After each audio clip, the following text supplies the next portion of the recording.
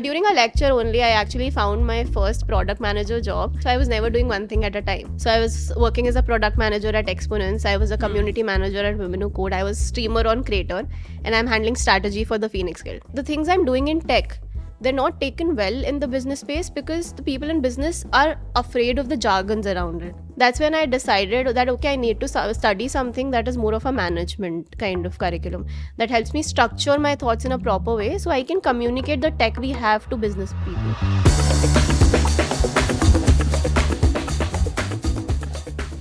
Hello Ji, my name is Manya Chauhan and today we have with us Ms. Bhavya Batra. She is a blockchain web developer, a strategist, a streamer and an advisor. She is currently associated with an organization called Women Who Code, which helps women grow their careers and re-enter the tracks. Currently, she is leading their blockchain track and she is a very prominent name in the Web3 industry. So, hi Bhavya. Hi Manya, thank you for having me here today. Thank you for being so kind with your time. And let's get right into it. Sure. I would love for you to tell us about your initial journey and how your interest in tech started. So actually, it's like quite unnatural, some people say now. But my journey with tech started pretty early. Like during my schooling, I did my schooling from an international school. And it was third or fourth standard when I encountered something called a computer lab, a place in schools that only has AC. Okay, so that's where I first started sitting a lot around computers, and I encountered something called HTML. I saw a lot of people coming in for inter-school competitions and coding web pages. So that's pretty much where I got interested into it, and I asked my teacher if she could teach me how to build web pages in a free time. Like we used to have one period like ahead of everything at the school that started. So that's when I started coding, and just for fun, I entered a competition and I surprisingly won that. So that's why my parents also got like super excited. Okay, our daughter is doing something crazy. You should get a computer, and that's when I got my first computer. And that's I think honestly where everything started because that's when you start exploring really. Once I started making web pages, I wanted to make like marquee tags. Once I started making tags, I wanted to make more and more and more. And it's only a phase like where it's only time till you come across various tools around it as well, especially with the kind of teachers I've had. I think I've been pretty lucky. So my teachers actually got interested into it as well because they had fun seeing someone this little like code. So they also started teaching me CorelDRAW, Flash, and all of that. So I think it picked up, definitely it picked up from there. That's beautiful. Starting from HTML and coming to where you are today, advising all these women and motivating all these women to enter the industry, that's like a very nice journey. So let's talk a little bit about your higher education experience, your undergrad, and then your PGP in Technology and Business from Masters Union. Right. You're from the 21st cohort, which was the second cohort that came in. So how was that entire journey like? So my graduation was actually a funny story. I did non-medical with computer science and economics. So I had actually 6 subjects during my 12th standard. And a beautiful blend. Yeah. I actually did a lot of arguments around it that CBSE allows you to take an extra subject that does not have practicals around it. Schools never usually used to allow economics back then as an additional subject. But I was very keen on it, so I like went ahead and like pestered all my teachers into letting me do it. And so that's where I stood post my 12th standard. I applied for every entrance exam because I had no clue what I wanted to do. I just knew I didn't want to do BTech. Okay. Because it was very standard at that point. There were a lot of jokes coming around that if you randomly throw a stone, it will hit an engineer. So even though engineering was a role I related to the most, that's something that I became averse to as a kid. Right, so it was something that I didn't want to do. I had this that if I want to do engineering, I want to do it only from the prime and top institutes, which I knew that I hadn't prepared for well in time. So I was very clear that engineering is something that I want to. I started giving exams. I give exams for everything from BCom to BMS to BSc, BCA, everything I appeared for because I was like, okay, I'll give 100 exams. I'll maybe clear 2, and then that's what I'll go for. Surprisingly, I turned out clearing most of them, and that's where I was at the crossroads again. So that's when I sat down with my dad and I was like, okay, let's introspect, let's figure out what we really want to do. And that's where I came to my conclusion that it's either one of the two. Either it's BMS or it's computer science altogether. And what I realized is that even though throughout my school life as well, computers was never a necessary subject. People never even took it seriously. The only reason I was doing it because I could not leave it. It was my pastime. and it actually gives me space to think. Like in computer world we say it's applied mathematics. So whenever you get tired from education, all our education system was pretty structured. There's a very definitive way to do things. Like if there's a physics theorem, this is how you have to do it. There's not enough room left for exploring around it. But computer science then and today, it's still a space where there's only little structure put into it. It's always like, okay, this is how it's done, but if you can make a new language, please go about it, because we don't have enough data as of now. So it has always been a field that changes every 6 months. Even if you take a computer science career, 6 months later, your skills might be completely outdated. So that's what excited me about it the most, and that's where I decided to continue. Okay, I'll do BSc in computer science, because that will help me establish more of core concepts. A little like a BTech would definitely tell you more about applications of computer science, whereas a BSc traditionally is not that much appreciated because people think it's for a teaching role. Why? Essentially as well, because it explains the theory in pretty detail. Like if you have a binary tree, or if you have a Merkle tree, how is it working and why is it working that way? Is something that you need to know at a BSc level, because at the end of it you have to teach those concepts, is what's expected.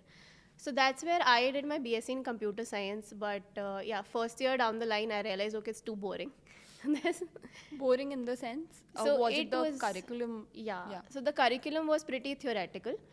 Even though like in DU, BSc Computer Science is one course that has the youngest teachers, because the curriculum you need to keep updated with it. So it's mostly PhD students that are teaching there. The faculty is pretty nice, and most of them are also working. They were working on machine learning concepts back then. So it's interesting to talk to those teachers. But again, giving DU as a institute, the curriculum was pretty old, and it was things that I had already done pretty early in my school life, because I was joining so many communities here and there. So it was things that I had already explored. So the first year was pretty boring for me, and so what I started doing was I started attending a lot of workshops that IIT Delhi used to do. They used to have these events. Even DTU used to have their event called Synergy, if I'm not wrong. And these events, basically, they called in speakers about cybersecurity, Android hacking, and how do you do all of that. So those are the workshops that I started attending. And as a kid also, I've always loved the stage, but I've also feared it. So that workshops gave me an opportunity to go and speak in a place where there was no one who actually knew me. And being a part of so many communities as well, there's a lot that I learned from people. Community actually supports you, because these people will come to you and they'll say, okay, you actually know something that we would want to know. There's no age barrier, especially in computer science. Like people won't judge you in the space that, okay, you are too young, we won't listen to you. So that was something very great I found in a community, and that's why I've stuck with communities for so long as well. And but yes, throughout my career in BSc, I started exploring around machine learning concepts, data science. AI is something that was coming up then. But then all of my friends were doing a project on machine learning and AI, and I wanted to score more. So I thought, okay, let me go on Google Scholar and pick a tech that's not been picked by anyone. And that's how I encountered blockchain. And I started writing around blockchain. One thing I've always had in my mind, and one thing I even had on my Masters Union bucket list, was that I will write a research paper by the end of this year. And that's something that I've never been able to do, because the moment I write the thesis, major thesis part of it, I get super bored out of it. So that's where I started writing about blockchain, and I put it across to various universities and workshops I used to attend, but it really didn't pick up anywhere in India. And then I started posting it randomly to everyone on LinkedIn. Every university professor or PhD I could find that was remotely associated with it. And that's how I got an opportunity to be a research fellow in Athens Information Technology at Greece. So there we had mostly BTech students again. So there was a guideline there, okay, that you need to have a minimum of 4 years of education. So that structure again came back to haunt me. But that's again where I realized that, okay, it's majorly what about I've learned. Right, so they gave me an opportunity despite the fact that I did BSc and I was still in my second year. So I was again like the youngest person to be in that fellowship. And yes, that's where kind of I started going into tech really deep. I started blockchain and machine learning, studying it pretty deeply and doing projects in it. But the moment I came back from there, I realized that the things I'm doing in tech, they're not taken well in the business space, because the people in business are afraid of the jargons around it. Okay. Which is something pretty poor, because I was working with Deloitte as well right after my undergrad. and there I had a friend who really had a hard time with understanding why do we have feature customization. And I was just explaining to him like a software is like a pizza base, and the toppings are basically the small features you customize for every client. So that's how you go about feature customization and software integration. Having that pizza base always ready kind of reduces your time of delivery and helps ease the process because the basics infrastructure is same. So I realized that's something that does is not very natural to people. Like it just came to me as a pizza example because that's how I teach it to myself. Right. So that's something that I realize I have as a power and I should like use it. That's when I decided that okay, I need to study something that is more of a management kind of curriculum that helps me structure my thoughts in a proper way so I can communicate the tech we have to business people. Right? Because the business world I think runs about 5 to 6 years backwards from the tech research world. There's a huge technology that exists today but is not applied to use case only because the people actually implementing do not understand it. So that's where I got interested in the management curriculum, and I had been following Masters Union ever since like Pratham started posting about it before the school launched. So I was pretty inquisitive about it, and I always looked at it. Okay, this is something like pretty fancy. I'm not sure if they will even like talk to me or something. So, but I always had this that I'll not do an MBA because I felt MBA is like an on-job training just before you find a job. So it's an end to education is what I feel because right next step after an MBA is to take a job and not get educated further. That's a perception I used to have. So I thought at Masters Union, okay, it's a pretty good school. They are teaching all the concepts I want to know, and it's still not an MBA, so I'm not going against my own thoughts. So, and that was the only school that was open in COVID also. So that's something that I got very interested in, and actually a lot of my friends pushed, okay, apply. The worst they can do is reject you. I Fair applied. Enough. Fair assumption. Yeah, and that was COVID time, so a lot of my friends had online interviews. The initial interviews that you have for selection, they had like online processes. I was fortunate enough to have an offline one, and I was called here, and the conversation went about 1 hour. And the entire interview process, it was not about tech, what you've learned, okay, what is the core skill you have, how you can differentiate. It was all about me. Like I could identify that the interview was just trying to portray an image of who I am as a person. They were not judging me that okay, I only have a few months of experience, I'm just out of my grad school. They were trying to understand what were transitioning moments in my life.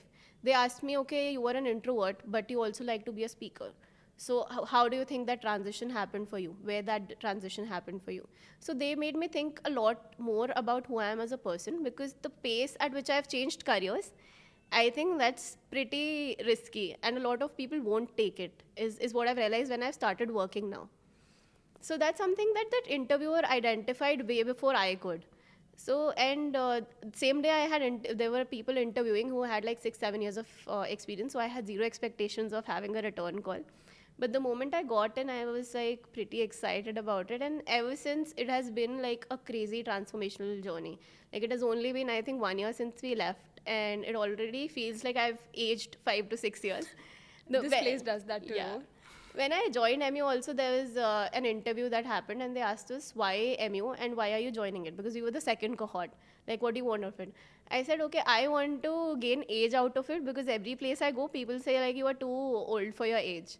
And by the end of it, I think I've gained it and now I want to undo it so bad.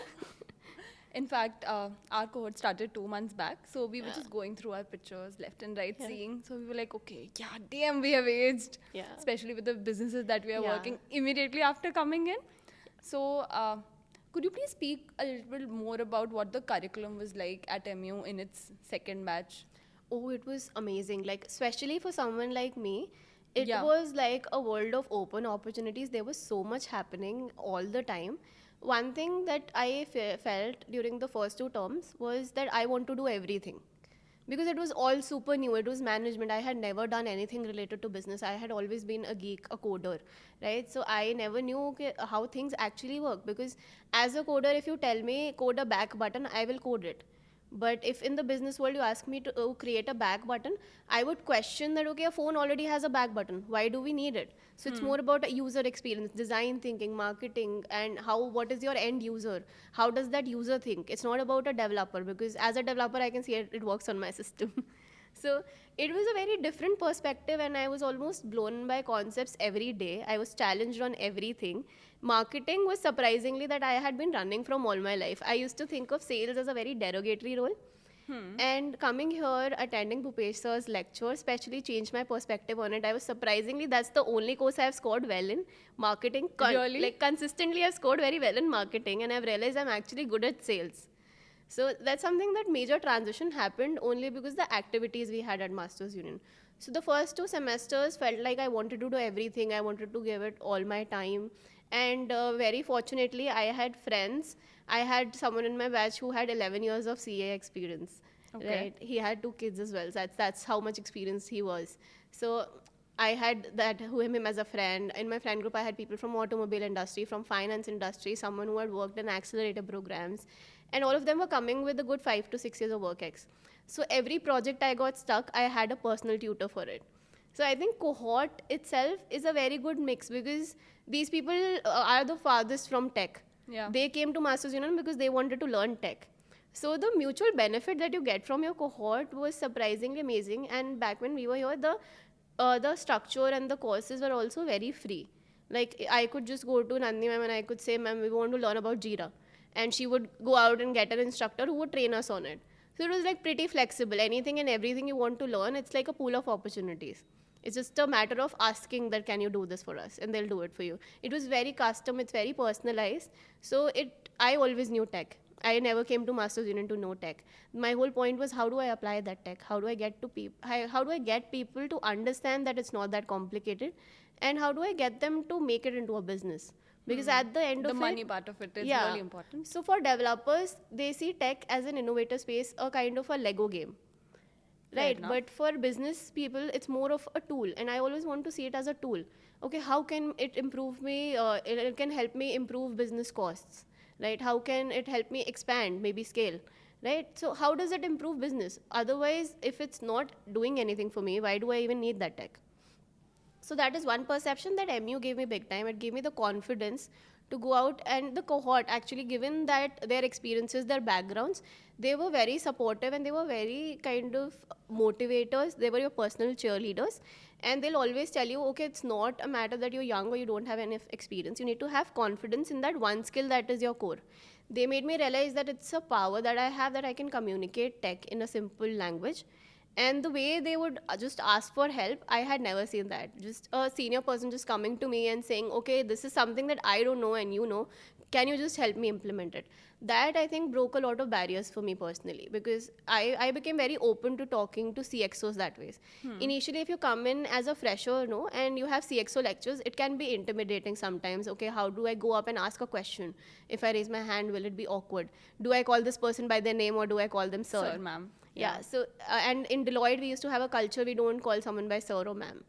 So that is a conversation, that having that conversation, that power of opening up to people, I think your cohort actually does that for you, right? Having that conversations with these people helped me open up more in class and ask more questions to our lecturers. Therein, I could customize that experience for myself. So it was like a lot of opportunities. And going on with term 3 and term 4, I realized, okay, now it's not everything that you can do.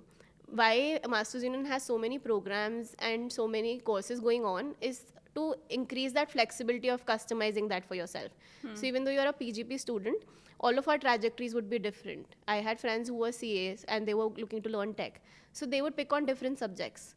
The trajectory was completely different for me. I studied omni-channel retail sales experiences. So that was something that I wanted to do. So that's term 3 is where you realize, okay, you need to let go of being A few things. Yeah, you don't have to do anything and everything just to fulfill that your time here. You need to be very specific of where you spend your time, how you spend your time, which assignments you pick to do, because mind you, the workload that you have, you can't do all assignments as well. Prioritization. Yeah, so that is something I never had. As a developer, you always want to make the best out of everything. If I have a feature, I want to reduce the time on it. I want to make it faster and faster, and I want to make it smaller. I want to make the code into as less of lines as I can. I want it to be as leak proof. But being at a manager role, you need to understand this, that you need to overlook a few things. You need to have a broader perspective. So I think Masters Union, had it not been there, that perspective would have taken me at least 7 to 8 years on a job to understand and then quit the job, because I've realized corporate is not for me. Right? So yeah, I think that really got fast paced only because I had to learn so much from the cohorts experience. And as a fresher, I think that was the perfect thing that I could have, because a lot of these industries, even during placements, like these companies, they refused to take me in as a fresher because of Okay. the freelancing experience I had. But then again, I would still consider me as a fresher for a corporate job. Right? So that's, I think that breaking that barrier, giving that fresh perspective, and that ability to let go of what your core beliefs are and be open to listening is what something that I've definitely built here. I'm really looking forward to the journey that like our cohort and the Yeah, future yeah, cohorts are gonna have after they finish the course, because yeah. this seems like such a transformational thing to Yeah, have yeah. And you don't experienced. realize it when you are in it. Like the moment you It just enter consists of the job, sleepless nights, yeah, coffee, yeah. sleepless nights, coffee, but beautiful. The moment you enter the role that you've been wanting, because before joining MU, I never knew what kind of role I want. I just thought, okay, whatever I have, whatever I can do, I'll do. Post MU, I know that, okay, this is where I can contribute, but this is what I want to learn in the next year. So if I want to have a public presence, I will seek a role that gives me that opportunity. I have learned to ask that for myself. I think that confidence only comes when you have learned with such people who have shared their industry journeys, because you have not lived them yourselves. But you can definitely share that, okay, that is something that they regret. They should have asked for it. I think that confidence you only realize when you are in that role, and one day you're just wondering, okay, what was my previous role and how did this happen? Like I was at the lowest level in Deloitte Consulting. I was an associate analyst, and I went straight to a product manager, and it suited me so much better. I would have never known that, because I always thought the best role suited for me is an SDE, software developer engineer, because I always thought coding is what I know. But it's a mix, right? 60% it's what I know, and 40% is what I want to learn. So that's what I found in my new role, which I never knew would suit me. That's That's so only interesting. when you realize what MU has done to you. And also, just to sort of wrap it up, what was the contribution that Masters Union had in your blockchain and Web3 journey? Right. And like on the technology aspect of it, because the full Right. degree is Yeah. PGP in technology and business. Yes, Technology definitely. comes first. Yeah, it is. But again, the technology is very much about application. So throughout my journey, I have always studied technology as an innovative space, as building blocks, finding something new, like building things. But I never understood in a perspective of context. Context is something that is very important when you're building anything. As a developer, you are barely aware of the context. So Masters Union added that context for me. They gave me a knowledge of what's the world outside like. It gave me the knowledge of what's outside of the laptop. Because at the end of it, the people behind the laptop is what will bring you business. True. Right? So I always knew blockchain. I was coding. I started with Hyperledger in 2019, enterprise level blockchain. I did Ethereum. I did Solidity. So I had a pretty good view of what the tech looks like. But I never talked about it. I never worked. I just worked in isolation about projects. I used to pitch those projects. They used to get rejected because, again, Indian market felt it was too early for it. Right? 2019 is when no one was even talking about it in India. There were very few researchers who were working around it. So the major perspective shift that came in was that I understood why no one is hearing it. Because if I just come to you and I say, okay, I'll make something in blockchain, it sounds very vague. It sounds very full of faff. Okay, why are you? But now when I go, I say, okay, I have something, a tool that can help you ensure transparency in your processes. It can help you deliver credible certificates. It can help you reduce costs. It can help you increase security. I know how to sell it now. Right? So that's where I realized, okay, how I need to talk about it. That's when I also took a leap and I did something that I've been running away from long time. I really love stage, but I'm very camera shy. So in Masters Union, like there was like Nandini ma'am was like biggest motivator. People used to call me a nerd who's like Nandini ma'am's teammate, and they used to call me that I'm a favorite student also. But there was a very specific reason to that. She was very I could relate to her. She was coming from a very similar background than mine, and the office hours actually they add a lot to you. So her sharing her relevant experiences, saying things like, when as a woman if you enter a room with numbers, people actually hear you, which I've seen is actually true. If I enter and I just talk about random things, people might not listen to me. The moment I bring in facts, I quantify it, people, they have increased attention into the conversation. So that is something I learned here and I applied real time. Like if she told me about all of this today, I would go back and I would apply it tomorrow. That's how fast I was. She recommended me a lot of novels that I could read on the pastime. So I like started moving away from the subjects and I started reading novels she would recommend me. And that's where I started posting. On our LMS, there's a feature where you can start a discussion after every class. Yes. So that's where I started doing interaction, and that's where I started forming a lot of my opinion in terms of decision making. Prior to that, I never used to be the person who would make a decision. I would like, okay, you tell me what needs to be done and I'll get it done. So that changed a lot of things for me. I started streaming, I went on camera, and I started streaming about blockchain and how it helps people. So I had audience from health tech, ed tech, and fintech majorly. So people wanted to know, why should we consider blockchain in finance? Like, the finance system is working well as it is. There are so many players, there's so much fintech coming in. Why do we go from fintech to DeFi? That made me question my concepts. Then I realized, okay, as a coder, when I write a blockchain code, or when I say, okay, I'll give you all like transparency around it, what does it solve for the financial system? Is it really important to remove that middleman out of the financial system? Do I really want to remove regulators out of the financial system?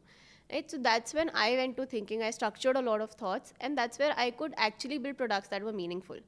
Because again, if you are just using a bamboo stick to brush your teeth, and tomorrow I give you an electric toothbrush, it's something called a discontinuous innovation.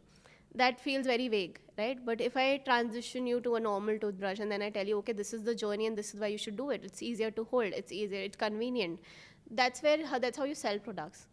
And that's how you actually build something meaningful that people would want to use.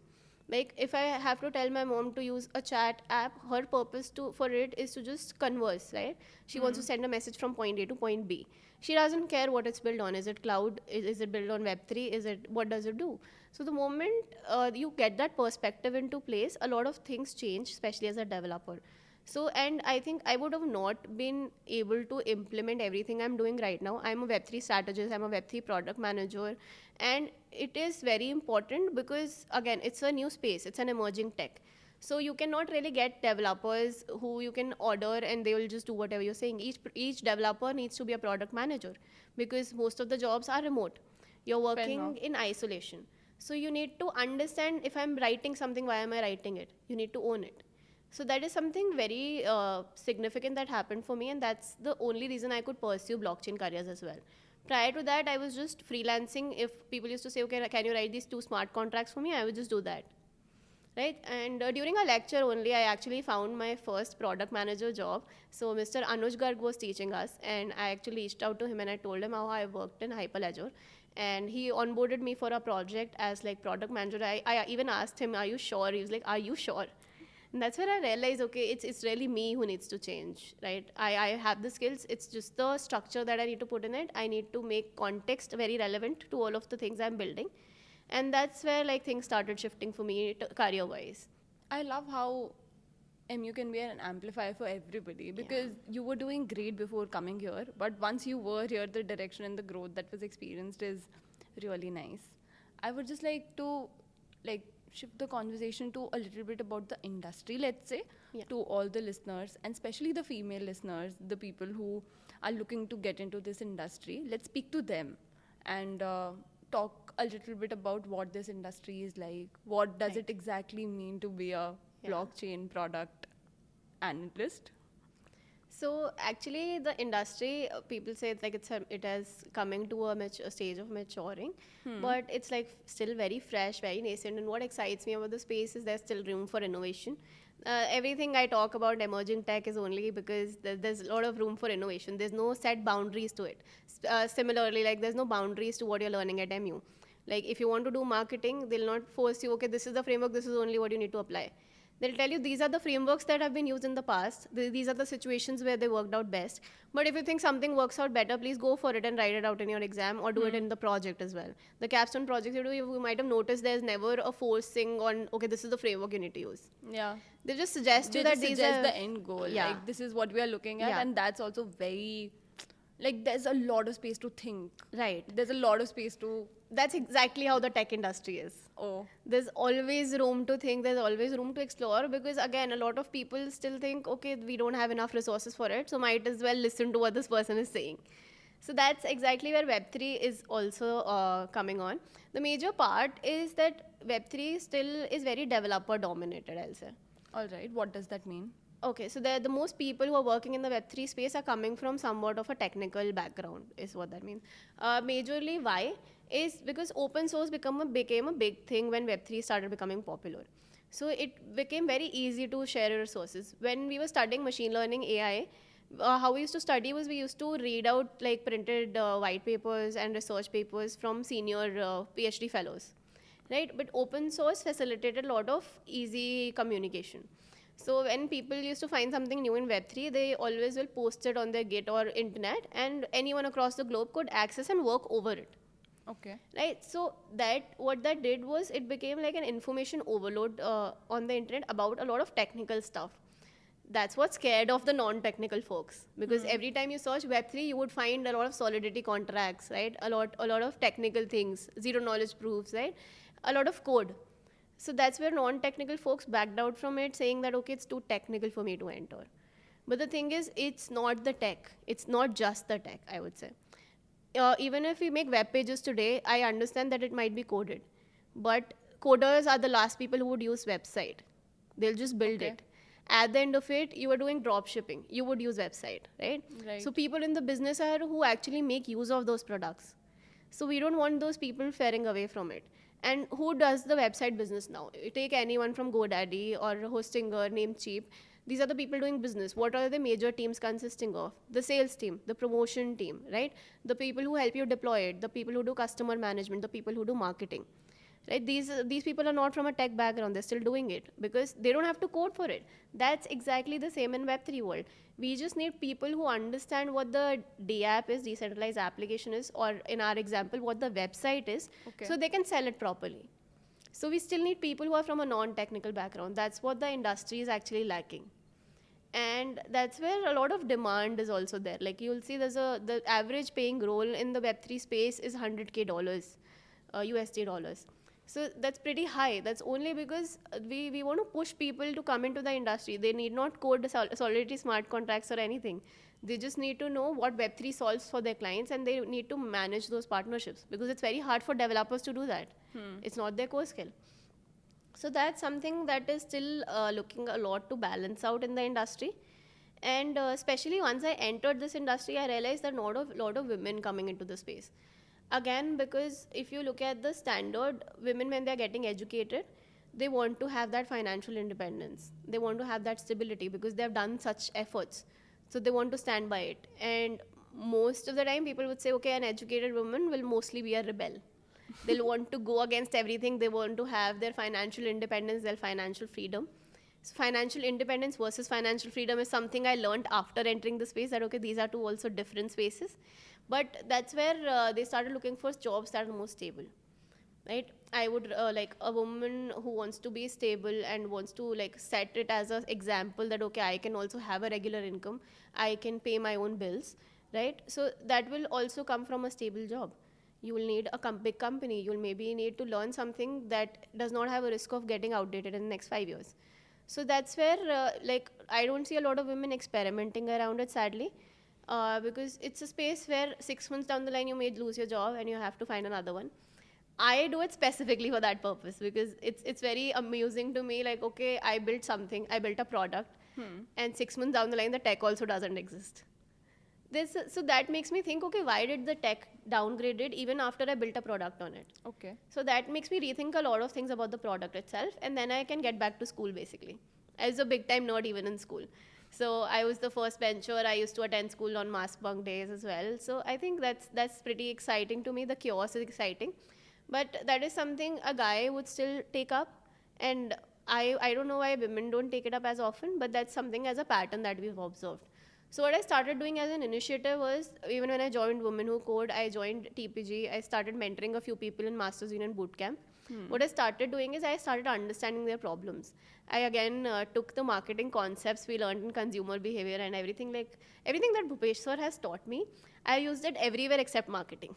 I think Bhupesh sir's class is not just a marketing class. I say it constantly. It's a strategy class because I think used it in an election interview that was I happening see it as a internally. life coaching, honestly, because Yeah. I've used it everywhere. So I got, after marketing, I got interested in how people react to different situations. Okay. So when I mentor also, I talk to these people. These are people who have 8 to 9 years of experience in companies like even Oracle. So I talked to them. I understood like, okay, why suddenly they're doing a blockchain bootcamp. Why do they want to suddenly transition? Most of them say because it has a high paying job. Okay. Some say we fear we'll get outdated. Sooner or later, our skills will be outdated and we'll not have anything new to work on, and we might get laid off. So these are the few reasons that I've encountered. But then when I specifically work for women, right, I'm talking to them, and the conversation will come up like it's too risky. What if 6 months down the line, I don't have a job, right? What happens to my financial independence? I'll have to go back and I again have to ask that, okay, I failed at something. That is something I've seen men are usually not afraid of. They can go up front and they can say, okay, I failed at this and I'll try something new. I do think that in to have the ability to take risks, there need to be certain resources, a certain safety net. Yeah, That it comes exists. a lot from what your parents' background is also, and Yeah. that's completely understandable. So what I started doing with these people was I started talking to them, and they were like, okay, we can't take that bigger risk. We can't lose our financial independence. It's too Okay. much. It's too much for us, Okay.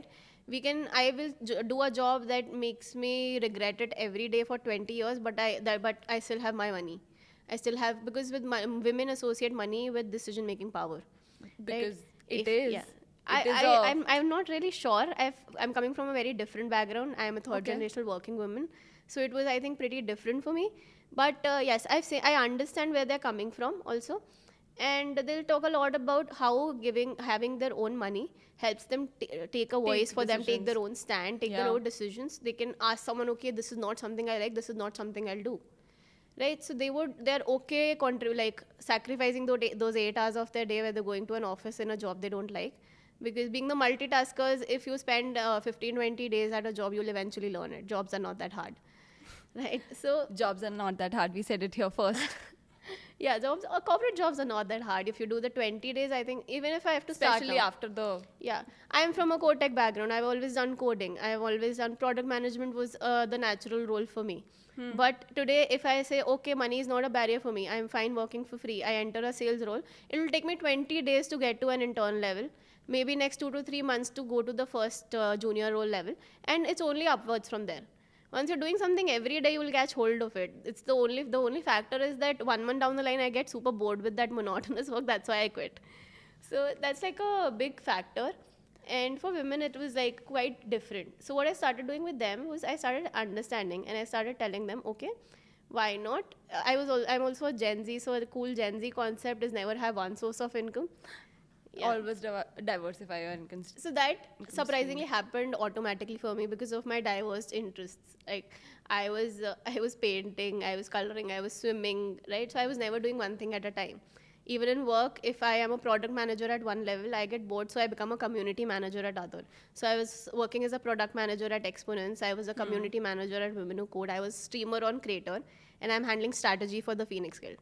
So all four of them require me to be a very different person, right? So that's something that I have been attracted to. But even when you're not attracted to something, if you're very sure, okay, product management is something I want to do, even when you're doing a job part time, if you offer someone, I can do it as an advisory for you for free, a small startup would never say no. And it will not take as much time also. If you're not confident, you can go in and just say, okay, I want to offer my services for free. I will devote 3 to 4 hours weekly, right? That's something we can take out very easily. Once we set time for that, it comes very naturally, right? So that's a good place to start. If you started for free and you learn a lot. As freelancing, when I did product management, I realized, okay, I don't really understand frameworks of like all those short terms, and like understanding what is the average value of every user, what is the tat around things. That's something I need to learn. So I pivoted, I went back, right? I started looking at marketing side of things. I started looking at how the financials work. Why does a product manager need to manage all of these numbers? What does it actually mean?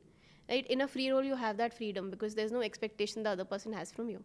Once you Right. gain that confidence, you can look for roles that are offering a small stipend so that you become more accountable. You and yourself would know, okay, I mean, I'm charging this person, so I need to have some responsibility. I need to give them quality resources, quality work. Best part about freelancing is that it's not a salary, it's not a drug. I feel that salaries are a drug that you get used to. So eventually, even if you're not doing anything, you know at the end of month you'll get it. But as a Right. freelancer, you know if your work is not quality, you will not get the next client. Right? So that is one thing that helps you develop your skills with every project. With every project, you are saying, okay, this worked for me last time, but how can I make it even better in quality so that the next client I go to, I can show this as my portfolio work. Fair Right? enough. So if you start doing that part time, once that part time is big enough and you're confident enough that I can do a career in this, then you quit your regular job. So that's the advice I started giving a lot of the women I was mentoring, because that was safer for them. They've never minded giving more time. It gave them an outlet also. Like they would be frustrated from their jobs, but they would enjoy their part time. So they would take Because it they as were learning something new. yeah. So they would take it as like we are earning from our full time jobs and we are learning from our part time jobs, right? So it used to be a balance. And the 6 months to 1 year is what it takes for you to get to a good medium, like intermediate level, mid senior level in your part time job. If you think that makes you more happier and it has a more stable future, switch. There's no one stopping you. If not, continue it as a part time pursuit. So that's something that has changed a lot, and I thought that it's working for everyone I'm mentoring, so I'll also try. But yes, it doesn't work for me. The corporate job doesn't work for me. It's not enough chaos, I feel. Yeah, so that is something that I learned, and thankfully I've been able to increase women participation in the space.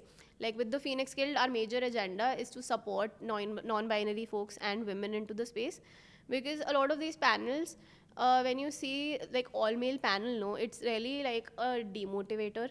There's not enough role models, because eventually your confidence also gets affected. Yeah, you need to see somebody who looks Yeah. like you in order to just go. It's With also all about guns the out. difference of voices, the difference of opinion they bring into the space. For a lot of management and organization level difference, operation wise, men and women do have different opinions. I Yeah. always used to say, why are you differentiating between a men, like between men and women? Why not just call them leaders or managers, right? Just call them for the role they are. A doctor is a doctor, it could be a man or a woman, Right. So why differentiate between it? But I do realize at a managerial level, at senior leadership level, there are some decision making factors that differ. There's very different way a woman would manage a team and a man would manage a team, right? So that makes a difference, and it's very good when you have a fair representation on the board. If you have a board of, say, and especially with Web3, we are trying to form boards and not a boss, Okay. right? We are trying to form like decentralized autonomous organizations. Decentralized means there's not one person making a decision. Autonomous means everyone has their own opinion, and it's an organization because they all come together to make a solution. At the end of it, when I'm making a product, I'm not making, okay, guy will only use it or a girl would only use it. Yeah, if the end user is Yeah. everybody, then the So people if I'm making it should in a also. work in an industry that's asking people to make something for the people and ask people to be the decision maker, I want it to be a fair representation of the set, right? It needs to be a fair sample set. Fair enough. Right, so Very I'm true. not saying just make the board all women. I'm saying just have equal representation so that we can have all kind of opinions in what works best for each. Because we do associate kind of behaviors or roles with our gender, so why not have all of them as opinions? That's the only agenda, and I think we've been doing pretty well. Like in TPG, we have over 4,000 members, and most of them are women. Like there's barely 10% those are men, and to have that much number only in India interested in Web3 space continuously going on and speak as speakers. So we are sending them across to Bangladesh to speak on an event right now. Right, we are organizing a hackathon with the Kerala government where there's mostly women leading the entire initiative, organizing it, speaking there. So it makes a difference. It helps those little students in the community. When I was a community member, I usually saw women as speakers. So that helps you amplify. Okay, I can also go there. It's not a gender biased thing. So I think that is something very important that needs to come in. That's a very beautiful thought again, because I do understand how important representation is, especially for younger people who are trying to get into the industry and having open spaces wherein they're just allowed to try. They're just given an equal safe space to be like, okay, make mistakes, explore, and figure it out.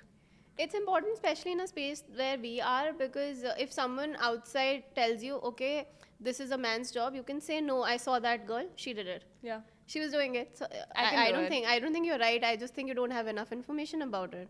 You should attend those sessions and you'll see. Like even recently I started like a fellowship kind of program with a company, and there a guy just texted me on LinkedIn, hey, I'm really happy to see women in Web3. It's like a great experience. And suddenly I don't know why I felt very weird. Why is he saying something like that? It's okay. He's It's also so specific. yeah, he's also in the same role. Why is he saying that? It's like, okay, I'm also happy to see a guy in the same space. It's just like, okay, okay, if you want to take it that way, okay, I'm also happy to see you that you are here, that you made it. Then I realized, okay, maybe for that guy, he was a college student. So maybe for him, he didn't see enough women.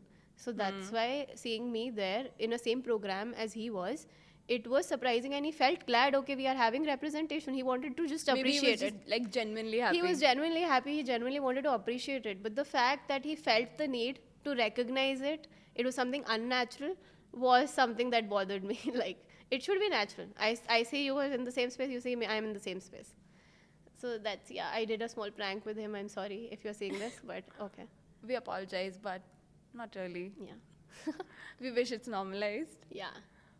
And we talked a lot about how every 6 months the technology keeps changing. So what is the current change that's happening in the industry? If we could get a little bit of insight into that. Right. So in Web3 now, there's a lot of communication happening around Web4, Web5. I don't know. They just keep giving them terms. What does it mean? It's again just a different way of doing things. Like when I was doing HTML, you had static pages. There's Wikipedia where you just read the information. Then there's an internet where you interact, you fill forms, you put in inputs, you get output, right? In Web3, I'm just saying you can own your data. If you're uploading an article, the ownership is to you and not to the platform that is publishing that article, right? So it's just a different way of doing things, and we are just exploring what works around best. Right? So in Web3, essentially, I think major work has been done in fintech because people see it as easy money. The moment you get financials involved into the picture, that industry automatically picks up faster. Why adoption of Web3 has not been as much in any other industry is because, we started working on healthcare. I started with my journey with working on a healthcare project called an electrical health record.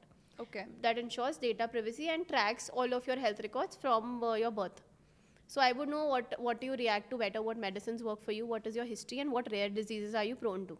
Okay. Right. So, but this won't adopt as well because it will first need people to understand healthcare. Then they'll need to understand the tech behind it. Then they'll need to see, okay, if it works for it. Right. But the moment I say, okay, let me make a coin and let me trade it like barter system. Okay, if I say you have wheat, I have rice, let's trade. Right. So they just wanted to do that with money. They didn't want government to put a note in between. Yeah. Right. So that's where they said. The moment I said, okay, the cost is reduced. If you're sending me 10 rupees, I'm getting 10 rupees. Right? There's no fee that the bank is charging. That picks up. Because people think, okay, I'm saving money. And also people are habitual, no? Yeah. Because we have not seen now, like telehealth services are coming up more and more. So people are becoming more comfortable sharing their data online. Otherwise, a physical doctor presence was very much required. But with the banking system, it kind of always... Again, it's again back to the classroom about need and want. Yeah. No, I will not say anything about it because if I say something wrong, I'm not talking about that one because I don't want to mess it up. Even the first lecture, he asked us, okay, first lecture he taught us, and second lecture he asked, okay, tell me what need and want. It's like, okay, I'll sink into the table. Even though I know it, I'll not say it. I don't want to wrong him in any way. But he encourages conversation all the time, so that's sweet. But that's people got annihilated in that class. Yeah. He'll call you out. He'll call things as is, and he'll tell you. And I'm glad that he did. Yeah. I am glad that he did. Because I think I've gotten most of my conversational power from there. Really? Yeah. So he has this thing like he'll call you out, okay, go wrong. And I actually caught on to the way he talks as well. So now if I see someone who's like totally faffing around, okay, Web3, we'll do crypto, we'll do Web3, I was like, okay. Bol. Okay. Bol. Okay, you go for it. Okay, it's okay. We'll see. You go for it. So that's something that I got from class as well. But then again, the technology part of things, how fintech has adopted it. So with healthcare, we always think of as a want. It's good to have data privacy, right? It's not something that if I don't have, I'll feel something different. But with money, I think, okay, why am I paying that 2 rupees? I want that back. I maybe be able to use that transactional amount somewhere else. So it starts feeling as a need. So this motivates a lot of people to enter into the space. Even people who are not in a tech industry, they wanted to come in, they wanted to see what crypto is, they wanted to build. So they showed that enthusiasm to learn. They spent those 1 month learning it, upskilling themselves. They learned what the tech is about. That's all it is about. If you go today and you say, I have never done tech, but I want to know what blockchain is about. You spend 1 month religiously into seeing what smart contracts are. I can guarantee you, you'll be better than 70% of the people actually working in the industry, right? So that doesn't come with any other industry than when there are financials involved. Right. So that's why DeFi picked up pretty fast. And now in the industry, there are talks about refi now. So it went from fintech to DeFi to refi again. So they went and will do decentralized finance, and they realized if we don't keep a governing body into it, people are just going to do money laundering and everything. There are salaries getting paid out in crypto, and people have no track where it's going. It's visible the transactions are happening, but there's still regulation that needs to comes into place. So now that industry is moving towards rethinking finance. So now they're not saying we need to decentralize compulsorily. They're just saying we are rethinking the way we do things so that we can incorporate concepts of decentralization, and we can incorporate some part of governing bodies, some centralization, some privacy, so that there's not enough fraud happening. We can regulate that. So it's just the fintech and the DeFi space has moved there. The healthcare has surprisingly started picking up even with the government. So that is something the importance was realized by government now. Okay. And even though I pitched it in 2019 in a hackathon, they didn't listen to me. But they're now implementing it with the Listen to young women. That's the point we are making. Listen to young women. At that point, they didn't even listen to guys. They were just like, okay, you're talking about something, but we don't know. We are just listening about machine learning now, and you are saying will not give you data. Because for machine learning, data is your fuel. You'll need data to build any model. And with Web3, I'm saying I'll not give you data. I'll give you headless data, and I want you to pay me for it. So it's completely a new concept for them. So they didn't listen to anyone back then. But now they've made like those health passports that you're getting everywhere, and they're still asking people to issue it. They're still not issuing it. That's again because they don't still feel it as a need. They don't think we need it. So that's why every other industry is taking a slower adoption rate compared to what the fintech industry is seeing. And yes, I think that's the space right now. And what about in the edtech space? The edtech is still very vague to me because the way I see edtech is very different. Like the edtechs now, they think edtech is about creating online courses, online LMS, content delivery platform is what I feel they're building. Because eventually, if I have an online course, who will have an access to it? The person who can actually afford a tab, who could actually afford a device. That is the student who will have access to it. That's not edtech for me. EdTech for me is to increase that reach and solve that one problem for people at least. Because if I have someone who does not have access to even schools, if I'm not able to reach those people, what is EdTech really doing? That tech is not solving something for me. It's just additional tuition in a different entertainment format, right? It's also somewhere important. It has its own benefits, but I don't see EdTech going that. Or maybe solving a decision-making problem, right? I was working on a project into the Web3 space that works on creating a semantic web based on what you've learned throughout your life. Okay. So we all at some points come at that junction where we cannot decide what we want to do further. Should I do a BSc? Should I do a BTech? How does that suit my personality? How does that suit my future goals? Right? So that's that decision-making problem, if I can solve through tech, that would be EdTech for me. Right, so there are various solutions that have started building around it. Even we did Mu AI, so that was solving with that one problem. That's getting started onto it, but EdTech is still very undefined. So these industries will take time to pitch in because people need to realize the problem first. Right. The mistake we do is that we start solving pretty early. That's one mistake even I do. Most of my friends would say that I said this and I didn't mention, but even I impulsively start solving things. But when you are in a professional environment, you need to understand until you've spent at least a good amount of time. I'll say like it took me about a week to just study the problem, right, in depth. Every day I just studied the problem religiously, and that's when I had a fair idea of why it needs to be solved. So with every other industry, there's still the people who are in the business, they know it's a problem, but the end users still don't see it as a big problem. And even if they do, they don't care about it as much. If I tell you, okay, I have access to all of your health reports. I can today go on the internet and I can see which doctor you consulted, which are the substance you're allergic to, what are your regional preferences, like what are the medicines you can't take. You maybe not care enough. Or I'll say, I have full transparency on where the fruits you are eating are coming from, but you don't know, and I'll not tell you. Maybe you don't mind as much. You're like, okay, I just want an apple in the morning. I'll get it from the market. I don't care what you're saying. But if I tell you, if you have to send 10 rupees to someone, I'll cut 2 rupees from it.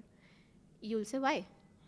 You'll ask that why. You'll go back, you'll check, why is this happening? And is there any other way I'll go about it? Like, even with IMPS, NEFTs, I'll say, okay, one does immediate transaction. One takes 30 minutes to go through. But the other one is free. So depending on my context and depending on my need, I'll realize, okay, which one do I prefer? So that's why people start questioning. That is not happening with other industries as of now. So the moment that kicks into space, the moment we get more business people onboarded into industry, that's when it will happen. Techies don't necessarily have that first question into place. If you ask me to build an app as a geek, I will build it. I'll not question you, why do you need this app? Nowadays, it's such a headache. You go to every restaurant, every food outlet, they'll say download an app. For coffee, I have to download an app. For a burger, I have to download an app. But why? If I'm paying directly, why do I need that app? That is the question people in business ask, because they know that the user will be frustrated by it. So that is the gap that's there. And once we get bridge that gap between the business and the tech world is when a lot of these industries will also pick up. That was such a beautiful summary of what is happening in each industry. That was really, really insightful. And I'm sure the people who are watching this would go back, look, read, explore more, and not be afraid of it. And one question that I got while we were having this discussion is, where are these resources available to top up your knowledge on a recurring basis? Where can people go? So the resources, again, there are a lot present now. There are a lot of courses. There are a lot of councils giving certifications also. But the factor around is that what they're teaching is not still stable or set in place. Right? So a lot of these people get confused, should I invest in it? So I suggest go for open source resources. Try attending a lot of these conferences or try finding a mentor, right? You reach out to one person who you think relates to you, or who do you think your opinion matches with the best, right? You can understand why do they have that opinion, how they're working around it, and what is actually happening on ground. These conferences are actually a great way to connect with a lot of people, because these are the places where a lot of companies are coming in finding talent. So these people are very open to communications. There's nothing like, okay, I'm a CXO, I'll not talk, or I'm a manager, I'll not talk. Those barriers have been broken. These people will come in a developer uniform because they want to blend in. They'll have that black hoodie, they'll have blue jeans, and they'll come in and they'll try to talk. So if you ask them, okay, why do you think making a zero knowledge proof example or an L2 app is important? They will upfront sit you down and they'll explain everything to you. There will be 5 more people joining in with your opinions. So I think that is the best place you learn about it. And you need to have that confidence of forming your own opinion in the space, since it's very nascent. You can't say, okay, this course taught me this. If I did a DeFi course, it said this is what liquid staking is, this is what mining is, right? I can't just say that, okay, this is how it will be always. It will change in a week, it will change in a month, but it will change, because that's what an emerging tech is. Yeah. Right? So that's the best resources that you can find is people right now who are actually experimenting in the space, implementing something every day. And if not, then join communities. There are a lot of communities that are doing free sessions just for the sake. So every company in Web3 right now, they has an educational aspect to them. Either they'll have a resource pool that's available online, or they'll be doing a lot of workshops, boot camps, because they want to onboard more people. It's only when we educate people in the space is when we can hire them, is when we can build a bigger team, and is when we'll drive adoption also. So that is the best place to learn. Go look for open source resources, and if you don't find them, ping me on LinkedIn. I'll send you a full link sheet. But I'll say, as a student, don't invest in a high-paying course, because that's mostly, I'll not say for everyone, but mostly these paid courses are an attempt for young people exploring in the industry to make some passive income. Okay. Right? A high-paying course in a tech that's not stable does not make sense. If you take a kind of certification program for 20-30K for learning Java, I would still understand it, because Java is very set in a structure. It's an object-oriented programming language. There's a set structure to it. There are some data types, variables that you need to learn. So it's set. It will always be that way. It's a established technology. right? But it's an established language.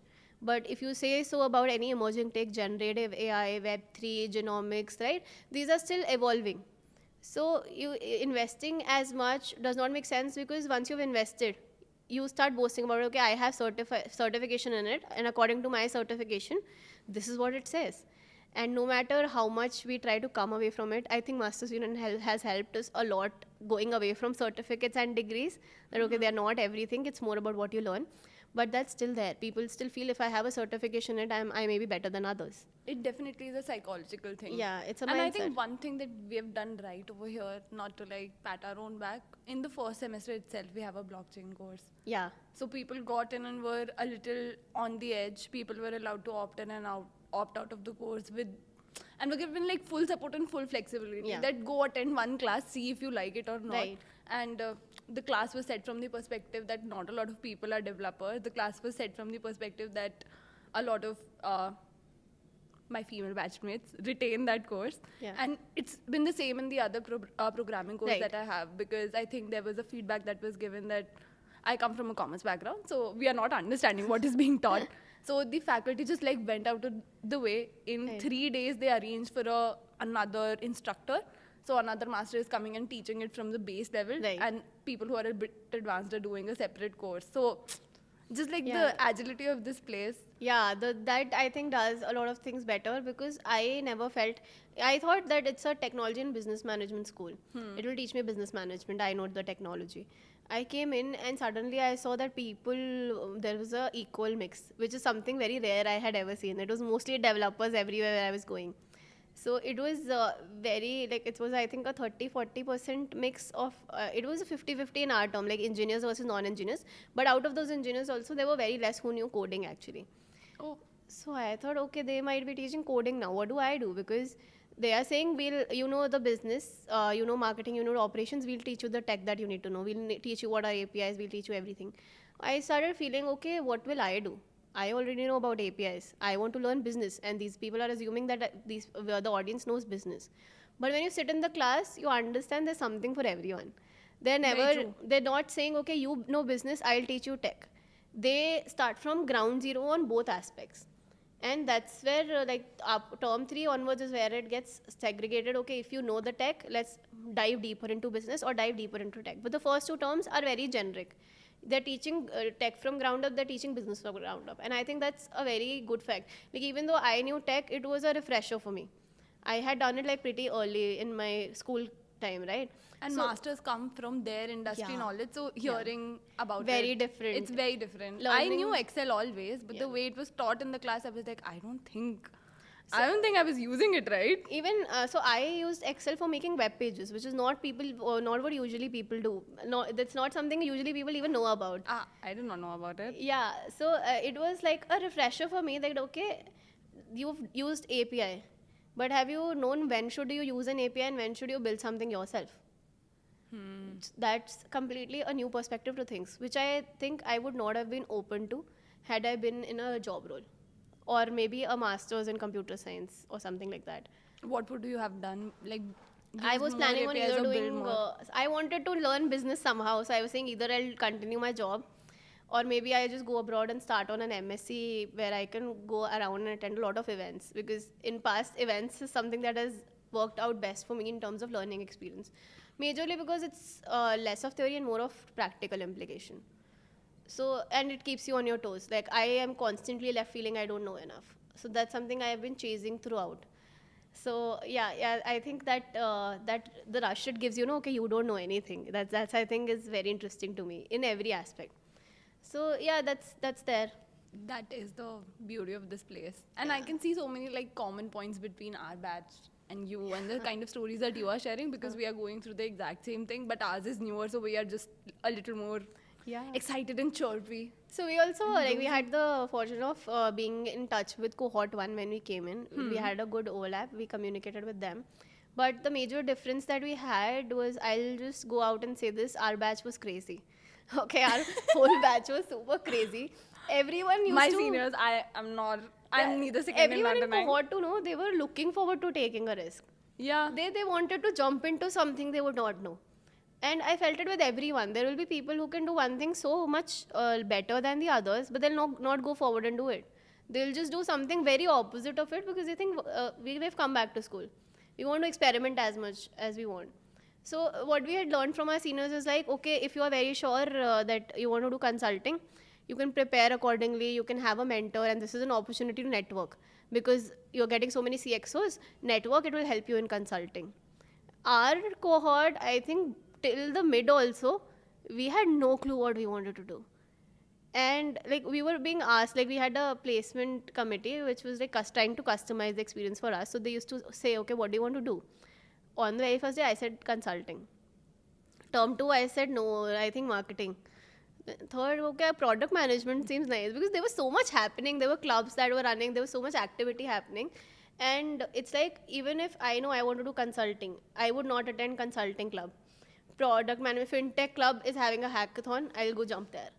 I was one person who used to run away from finance, and I think I've been so much involved with everything related to finance in this like in this place.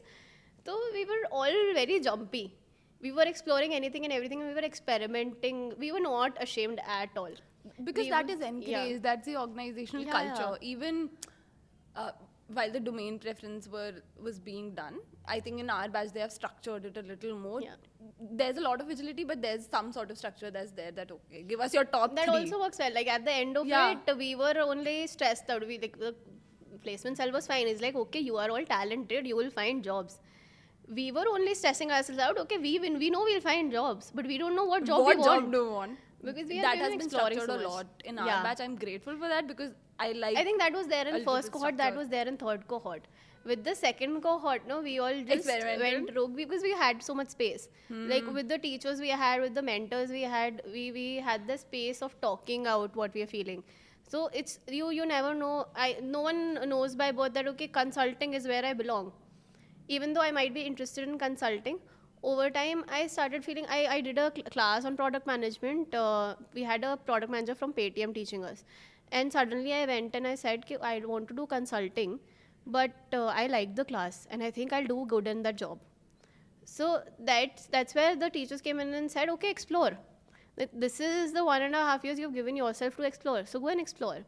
And usually people don't have that risk appetite. They say, okay, no, my profile is built according to a consulting profile. What I've studied is according to consulting, so it is easy for me to crack a consulting role. If I shift to product management now, it will be slightly harder, right? So that is something our cohort didn't have. They didn't have that fear. They were like, harder only, no, we'll spend 2 more months. At least we'll do what we like. I think it's also a group thing because it was a driven mindset also. Yeah, because I also like will jump around, do everything, explore everything. But after coming here, my appetite for risk has also increased just by the fact that people around me are so driven, so talented. So I'm like, okay, why not? What's the worst that can happen? Yeah. And there's always like a fallback security net. So I think I've covered all the points that I wanted to discuss. Amazing. But I would just like to wrap up on a piece of advice that you want to give to people who want to join the Web3 and blockchain space. And it would be beneficial if we can focus a little bit on the part of for the people who don't come from a tech background. Right. Yeah, that's where I focus on in terms of my work also, because techies are already there. Yeah. Right? Or they are having FOMO of not being there. So one major thing is that a lot of times when I'm a speaker, people are asking me, what was your trajectory? What was your roadmap? How did you start into Web3? And I always tell them this, that my roadmap was very different than yours. When I started, there were only white papers in terms of resources. There were 10 companies hiring and there were only 2 people available. Right? So opportunities were very different. The knowledge base was very different. The roles were very different. Even when I was developing, I was expected to make the product. I was expected to sell the product also because of the resource scarcity, right? So everyone's trajectory in emerging tech is always very different because it will be unique to you.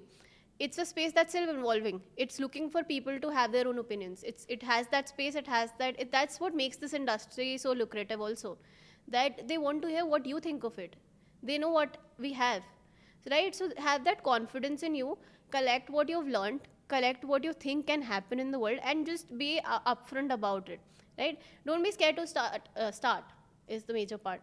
If you think you're coming from a marketing background, but Web3 is something of interest, and you think it can solve something for the marketing world, very small example in the ticketing industry. If I have been working with a ticketing industry, say company, right? And I feel there's something that Web3 can solve for me. I need not start from reading white papers, coding, right? I just need to see what that technology does, what is the core value proposition behind it, what it solves for me, and who I can connect to solve this, right? Just find the right people around you and have that opinion. Put it out. Even if you think speaking it out loud is not something you can do at this stage, put it out in an article, put it out on a social media platform, or just put it out in a private LinkedIn message to someone who is in the industry. They will come back to you with so many options, right? And they will tell you, okay, I think these are the loopholes, right? Or I think this is something that you can implement. That will also give you a lot of confidence. But yes, the first step is understanding that it's a space that values your opinion, and until and unless you put it out and you make yourself vulnerable, until then you're not learning in the space. That's a beautiful note to end on. Where Thank can you. people find you? You can reach out to me on LinkedIn. That's where I'm the most active. Apart from that, you can write to me at buildwithbhavya.com. I freelance, so I do mentorship sessions. I help people identify their career trajectory, like if they want to start their careers in the space and want hand holding. So I do a little bit advisory there. And yes, I do startup advisory as well. So you can reach out to me either on LinkedIn or on my email. All right. Thank you so much for your time. Thank you. This was such a lovely conversation. Sure. Bye.